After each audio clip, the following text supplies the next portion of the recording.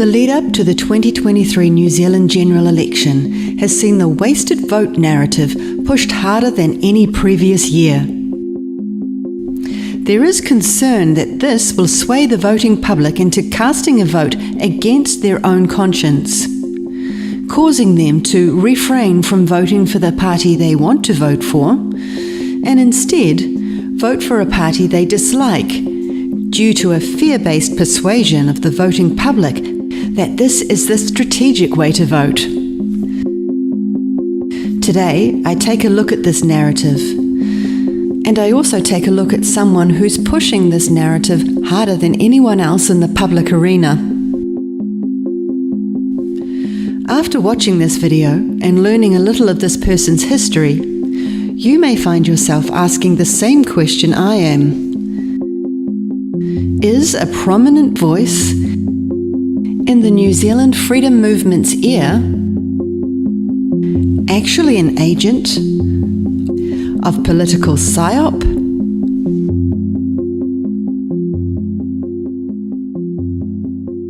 There's a debate that can be heard in every sector of our society at the moment, a very important debate, and it's all about who to vote for in the upcoming general election. In order to make a decision that we won't regret down the track, we need to be able to accurately evaluate what we're hearing and who we're hearing it from. Election PSY-OPs are not a new thing, but they're currently being enacted at levels that I, for one, have never witnessed before in New Zealand. Today, I'm going to be bringing you some information that may suggest that we have an active agent of such political PSY-OP operating as a freedom movement leader, and that most of us are unaware of this. Or it may not suggest that. That's up to you to decide for yourself. It's all in the interests of transparency and the ability to make informed decisions. So in a few minutes, I'll really get into it and bring some historical information that will really shine a light on that. But before that, I'd like to just give some current context as to why I think that information is so relevant. So, let's start by listening to a little bit of a Voices for Freedom Politics 101 webinar, which took place a few days ago on the 4th of September, which VFF said was an educational seminar of sorts to teach people how to vote effectively. I'm going to play Cameron Slater now, and he's trying to explain how he would go about voting. They hope that you'll waste your vote because then they don't have to get as much to get close to a majority. Do you really want that to happen? No, I didn't think so. So choose a party who looks like getting over the threshold. That means, folks, that if you want to change the government, it is my considered opinion that there are only three parties you can vote for. They are the National Party, the ACT Party, or the New Zealand First Party. Yes, you did hear that correctly. That was one of our freedom movement voices, employed by Voices for Freedom's Reality Check Radio, telling us that the only vote to make was for one of the three globalist-aligned and deeply corrupt parties of National, ACT or New Zealand First. That webinar continued after that, focusing throughout on what they appeared to be saying was the futility of voting for any party that wasn't already polling at least 5%. Let's listen to a wee bit more. The man speaking here is Dean Harris from Voters United.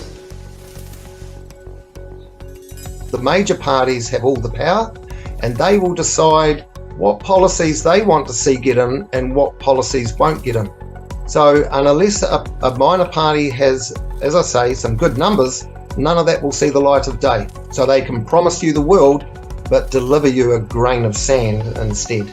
There's parties who make promises which they can really promise the world, because the likelihood of them ever being in a position where their policies weren't actually going to be implemented is zero. It's so low, it almost doesn't exist.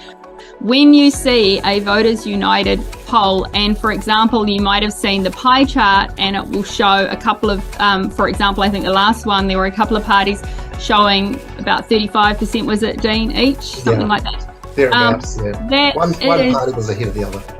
Right, okay, approximately though. The thing with that is of a specialised targeted sample of voting public, i.e. it's predominantly the freedom community, because that was the whole point of what Dean and Voters United were trying to do, and still are, is to try and encourage the freedom community to coalesce and come around one party. No, you did right, Claire. It's the percentage of what we've got in our polls. For example, the poll that the party that's currently leading in our poll, I think that it got 38% or something like that. But if you looked at a national poll on a Courier or one of those, they'd be probably, I think they're polling less than 1%. So anything less than 2 or 3% hasn't got a hope of getting in. Now, as far as being an educational seminar, I'm sure most of us understand that policies won't be instated unless there's a presence in Parliament. But what I don't understand is that rather than explaining the small Voters United polling group and then using that to say we need to get it up to 5% on the national poll, the theme continued downwards into therefore there's no point supporting this party. We need to get behind one of the establishment parties, like the message we just heard from Cam. A message that many listeners have commented does also seem to be coming through pretty thick and fast on VFF's RCR radio station. That appears to me to be in stark contrast with what Claire has just explained Voters United's mission was, which as she said was to coalesce around a burgeoning, flourishing freedom movement party. I totally understand that it's not wisdom to unite or coalesce with a party that has any corruption within its ranks, but that's not the situation here. And now that we do have a party that's doing amazingly well, rather than using this seminar to foster this coalescence, there was a pretty undeniable and persistent theme that to vote for them would be a wasted vote. You don't want to do that. Not even mentioning the party by name, and then bringing on Cam Slater to not only mention his favourite parties by name, but to also give his pseudo-professional recommendation that we vote for National, ACT or New Zealand First, which we know would all result in a national government, placing our country squarely into the hands of the globalist Luxon, who in turn would love to place us into 15-minute concentration camps where we'll be chowing down on bowls of grasshoppers, as long as we've been good slaves and taken our daily vaccines, of course. I mean, I and others that listened to that webinar were literally gobsmacked to hear through an RCR representative that we need to vote for the other half of the Uniparty, the other coloured globalist parasite, to see a change in government. Really? Isn't politics 101? I mean, our starting point, the basic understanding that they're all minions employed by the same bunch of lunatics? And I also just wanted to say, apologies, I won't be much longer, and I will start bringing that information about that person that I do believe is an agent of a political psyop in the heart of the freedom movement in New Zealand. But yeah, while we're here, let's talk about the polls. You know, Dean Harris was just talking there about the national polls. I think it's important that when we're talking about these polls, that we understand and talk about the fact that polls such as the Colmar Brunton and the Roy Morgan or even the Courier are not necessarily as pure as the driven snow, not necessarily trustworthy or accurate, and that such polls have been found in the past to have been tampered with, to reflect false data, to cause us to feel that we're a tiny minority. Remember the 90 to 95% vaccination data? You know how they completely skewed the official numbers and just presented the number they wanted to make us feel like that we were the only one who hadn't had the jab, you know? When you look at who owns the polls, I think we'd be pretty naive to think they'd fiddle with the health stats, but they wouldn't fiddle with the political stats. There's nothing these people wouldn't do, and I submit that they would do exactly that, actually, to try and achieve exactly what the Voices for Freedom webinar was passing on there, this sense of there's no point mounting a resistance. We're such a tiny minority, we can't do anything to change anything. It's their system, their game. we're forced to play. What can we do? We really just need to understand and accept how weak and powerless we are. Don't anyone be getting any crazy ideas about doing something brave. You just need to vote red or blue, or one of the other two. That's how this thing is done. That's how smart people vote. No. That's how people who've been indoctrinated to forget the power that they actually hold vote. Why wouldn't they lie to us about the polls and try to misrepresent how many of us there really are? They've been lying to us about everything else, so why wouldn't they be lying to us about what we can all see and feel, that there's a massive amount of people waking up every day and that so many of us are ready to stand with everything that we have. And one way that we're going to stand is by voting differently this time round. We're going to vote with conviction to turn the tide in the direction of what we want to see happen in this nation. We're not going to vote out of fear. Fear that's been pumped into us by this wasted vote narrative, particularly through VFF and RCR at the moment. And if you want to talk about the wasted vote issue, there's another very valid angle that was noticeably absent in this webinar. That angle being that if New Zealand First is already a shoo-in, guaranteed a presence in Parliament, they're polling at 6% already, and usually NZF poll higher on the day, well then wouldn't it make sense to encourage people to throw themselves behind a minor party that they actually want to vote for, so that we could get as many freedom representatives into Parliament as possible, especially in the light of the fact that Winston Peters has so adamantly ruled out any possibility of a coalition with Labour, but refuses to rule it out with National.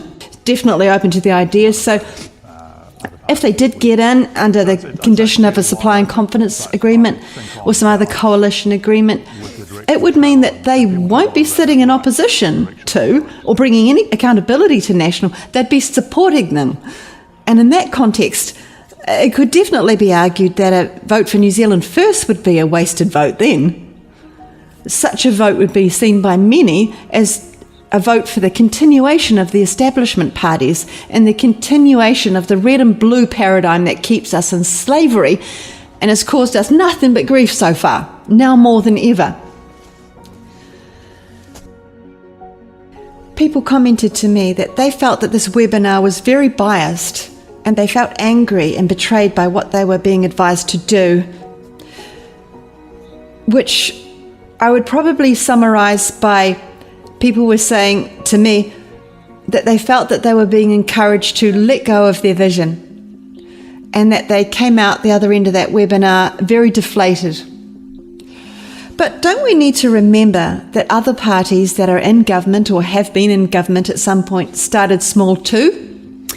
Heck, anyone who's ever achieved anything will tell you that the level of success is usually directly related to the level of vision before ever taking the first step. And what could be more important to have success in than this election? This is our children's futures. This is something to have a vision for. But unfortunately, we have a voice amongst us which has, in my opinion, undermined this vision and appears strongly as if they're trying to extinguish it. So I'm now going to move into talking about this particular voice and bringing some information about the person behind that voice, which, as you may have figured out by now, is Cameron Slater. But before I do, I need to make it known that this is not personal. Again, this is purely to provide information to people who may not know some important and very relevant aspects of Cam's history and his previous role as an overt and highly unscrupulous political operator. It's always pertinent to deeply consider who's selling a particular narrative. So let's take a look at who it is that's selling this wasted vote narrative harder than anyone else I've heard in the freedom movement. Mr. Cam Slater. Cam is the son of former National Party President John Slater, but you may remember him better as the subject of Nikki Hager's book, Dirty Politics. which was based on correspondence hacked from Cam's computer, which unravelled the intriguing story of how Cam Slater was used basically as a tool, as the character of a renegade media man, to massively bias political outcomes in National's favour, all from the arena of independent media. So what you might call an agent of politico-media PSY-OP. The book went into what were close paid ties between Cam and National MP Judith Collins, and exposed a swathe of extremely shady email correspondence between the long-time close friends. It was such a sterling and important piece of investigation that author Nicky Hager received a New Zealand Order of Merit Award for his work. Unfortunately, he also received serious government-sanctioned police harassment. The police raided Hager's home, seizing all his valuable tech equipment, even destroying Nicky's hard drive and all the evidence that was on it. In December 2015, the High Court in Wellington declared that the warrant used to raid Hager's home was fundamentally unlawful. And in the course of that hearing, the police also admitted that they had accessed Hager's personal banking data. On the 30th of August 2014, Judith Collins resigned as a minister in the wake of an email scandal which suggested that she had attempted to criminally undermine the former Serious Fraud Office Chief Executive Adam Fairley in league with Slater. John Key did approve an inquiry into this affair, but at the same time he placed very limiting boundaries on that inquiry. What it did confirm, however, was that there were two separate independent efforts to undermine the head of the Serious Fraud Office, Adam Fairley, and that Cameron Slater was at the centre of both of those efforts. The Dirty Politics investigation also revealed that Cam Slater had some very concerning ties with John Key, and that a disturbing amount of communication was going on between the pair. The book described how multiple email exchanges had occurred between Cam Slater and the National Party's spin doctor, Jason Eade, who worked closely with Prime Minister John Key. In February 2014, John Key told the media that Winston Peters had visited the Kim.com mansion 3 times in the last couple of years. Winston didn't seem too keen on admitting publicly to this, but after the information was proven publicly to be correct, Peters publicly challenged John Key to reveal the source of his information, suggesting that he must have used spy agencies to track his movements. But Key denied that spy agencies had been involved, hinting blatantly that the source of the information was Cameron Slater. Cam Slater would frequently use his whale oil blog site to attack anyone who stood in National's way. In September 14, the Inspector General of Intelligence and Security announced that she'd be heading up an inquiry in response to claims that details of a briefing between the head of the SIS with former Labour leader Phil Goff were given to Cameron Slater.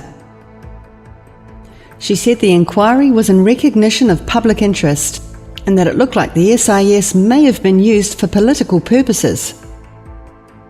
The results of that inquiry were released at the end of November 2014, and what it found was that the SIS had given information to John Key's office, from where John Key's employee Jason Eade passed it on to Cam Slater, all by previous arrangement. Even complete with draft blog posts for Cameron to publish in an attempt to undermine Phil Goff. Cameron subsequently used that information to attack Phil Goff on his whale oil blog, with detrimental consequences that reached far beyond Phil Goff and impacted the entire Labour Party. Nicky Hager's book revealed that Cam was paid to attack public figures and to release information that often benefited National. Cam's been found guilty of many crimes in relation to his blog, including 8 counts of breaching name suppression, as well as 1 of revealing the protected identity of a sexual abuse victim who was a child. but usually being very lightly consequenced in relation to the severity of the crimes he was convicted of.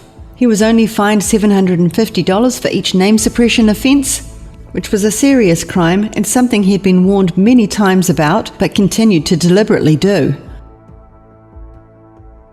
While he often tried to present himself as a bit of a crusader for truth by revealing these names, Nikki Hager's book did a great job of exposing the political agenda behind so much of what Cam Slater did through his whale oil blog. And ironically, when it became Cam's turn to be exposed, at the event of the Dirty Politics book, he petitioned the court for name suppression of his own.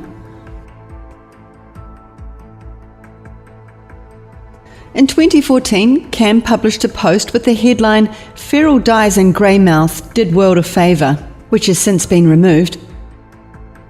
At the time of Cam's post, all that the media had actually reported was that one person had been killed when a car crashed into a house in Greymouth after ignoring the police, and that person turned out to be an innocent young passenger in the back seat.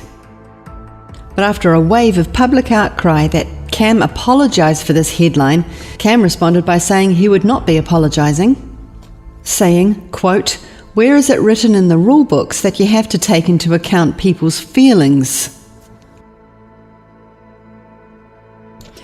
Cam's received a declaration of interference with privacy, a takedown order, a restraining order, multiple charges and convictions of defamation, and in 2019 he unsurprisingly announced that he was declaring bankruptcy due to the plethora of defamation rulings against him. And if you ever do care to take the time to look yourself, you'll find that just about every complaint of defamation against him was brought by some sort of key figure whose smearing would benefit National. In 2014, a hacker who called himself Rorschach created an account called Whale Dump, where he released a series of emails that he said he'd hacked from Cam's computer, and that were later confirmed to have been written by Cam himself, where he revealed Cam's messages, emails such as, "I've done what I set out to do, it's time to go."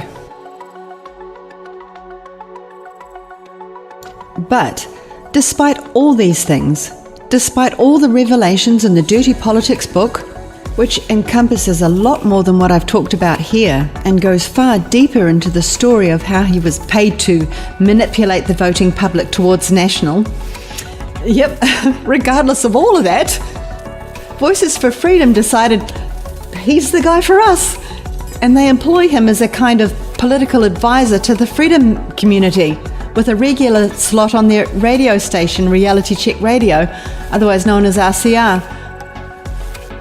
RCR is a radio station that many have commented seems to be pushing a persuasive political message upon the freedom and truth communities at the moment, one that's leaned towards New Zealand first, pushing the idea that the conscience vote, a vote for change, is a wasted vote, and also spreading incorrect information that votes for minor parties that don't reach the 5% threshold are reallocated when they are in fact discarded. By and large, the majority of those votes get reallocated to the Labour Party or the National Party. And so it was 7.9% of the vote in 2020. That equated to 225,182 votes that got reallocated, with Labour then gaining 5 seats, National gained 3. Now, the freedom community would never vote National, as we know and as Cam Slater knows, and as was clearly his objective back in the Dirty Politics saga. However, many are commenting that they are detecting a strong push from Cam towards voting for New Zealand first and away from voting for a true freedom party, one that would refuse to work with National and refuse to compromise with globalists. That's the essence of democracy. So what you're saying is that New Zealand First wants to put New Zealand first. It's in our name. Yes, you're right. Thank you very much. Thank you, Winston. Thank you very much. You may remember that I said earlier that I personally don't place a lot of trust in polls such as the Curia. Well, the man that Cam Slater was interviewing here for Reality Check Radio, David Farrar, owns the Curia poll, and he also owns Kiwi Blog, another political blogging site often used to denigrate National's opponents. Many believe that Cam Slater and David Farrar have an allegiance beyond what they've publicly admitted to. I don't have time to go into too much detail here, but remember this picture from earlier? Well, it's been revealed that David Farrar played a part in the dirty politics corruption too. A sinister email was sent by this lady, Kathy Odger, who worked with Cam on the election campaign PSY-OP of 2011, to David Farrar, which read, "Make sure when Cam finds it that you repost where Haga lives. I've done a post for Saturday on Whale Blog." And then it continues on to say, "It would be a disaster if they knew where he lived. He may even need police protection." There are a number of shady political connections associated with David Farrar, which is one reason I personally do not trust the Curia poll. Other links between Voices for Freedom, RCR and the New Zealand First Party are numerous, as reported here in this article in the Post on the 3rd of September 2023. This photo shows the Voices for Freedom coordinator Dan Tyther in attendance at the New Zealand First Conference on the 3rd of September 2023, with New Zealand First candidate Kirsten Murfitt and Glenn Inwood. Glenn is a man who's had a number of interesting roles in the past, including being the press secretary for the Helen Clark government, the spokesperson for the institute that runs Japan's so-called scientific whaling program, the spokesperson for the Māori Fisheries Trust, chaired at that time by New Zealand First's Shane Jones, and he was also at the head of the Association of Community Retailers, or ACR. This was an organisation exposed back in 2011 as being little more than a fraudulent front for big tobacco. It's a bit much to go into in detail here, but there appears to be links between Glenn Inwood and Carrick Graham, a PR consultant who was involved in the dirty politics defamations alongside Cam Slater, and whose clients include big tobacco. The Dirty Politics book revealed how Carrick Graham paid Cam Slater almost $7,000 a month to publish attack blogs that worked out in the favour of such organisations. So understandably, I found myself asking, why was this guy given such a platform as Reality Check Radio to get in the ears of the freedom and truth movements and the time leading up to such an important election? Why would VFF choose Cameron Slater, of all people, for this position at this time when the matter of integrity and trustworthiness is just so paramount, especially around the area of politics? Doesn't make sense to me.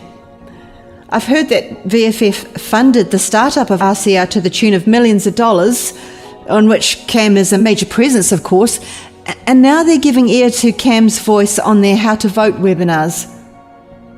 But what I don't understand is, why would you choose a guy who's such a notoriously dirty political operator to help navigate the New Zealand public through this extremely important election? I think the New Zealand public deserves to know if he's renounced his incredibly strong allegiance to Judith Collins and National, and whether he's renounced his not-so-old ways of shamelessly lying and manipulating the New Zealand public for political aims. Shouldn't this be something that warrants a little bit of disclosure? I mean, if he hasn't renounced these connections, I think it'd be kind of rational to consider that he may just be up to his old tricks right here in the warm embrace of the freedom movement. But why? What's he doing here in the freedom movement? Well, let's be real. If he's still the same Cam Slater he was a few years ago, he could be doing a number of things. He could be attempting to manipulate election outcomes, trying to wreak political sabotage as he did back then, and league with National as he was back then. What evidence do we have that he's in any way ended his partnership with National and that he's not still in cahoots with them?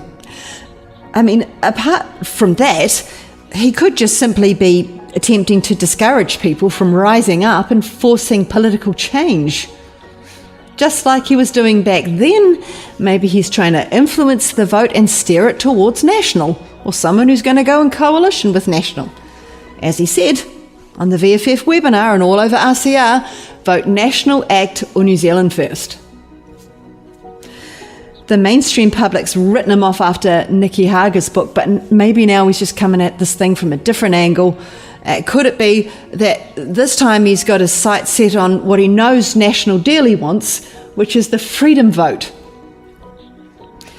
I did try contacting Cam a couple of weeks ago about something different. It was about his sudden increase in collaboration with Brian Tamaki and his sudden vigorous promotion of him. First time I've ever contacted him, and the response I received was F off, with all the other letters in there. I figured, maybe it was my own fault. I was asking him some annoying questions. So anyway, I tried again, and he promptly met that with another F off, this time followed with the block button. So I think that was a no. He doesn't want to talk to me. Pretty sure. But I reckon I could bring him around. Anyway, as you know, I'm not easily put off, which is why I'm here right now talking to you, because I believe there's good reason to think that there may be a bit of a political psyop going on here. And we may need to be reminded that this vote that Cam is telling us to make for New Zealand First is essentially a vote for National, which is what he was doing back in his dirty politics days, steering people towards a vote for National. As we all know by now, National is simply the other wing of this globalist vulture, and New Zealand First and the ACT Party are the tail feathers, steering that scavenger the way that the globalists want it to go. So let's keep our wits about us and stay discerning. Let's not let the vulture have its way with us, and let's not allow ourselves to fall victim to any political psyops in the lead up to this supremely important election. The vultures may be circling, but there are many of us and few of them. And as much as they may try to convince us that we may as well give up because we can't save ourselves or change the way it's always been, they're wrong. Together we can do just that. We must use this election to make history, or we may find ourselves being history.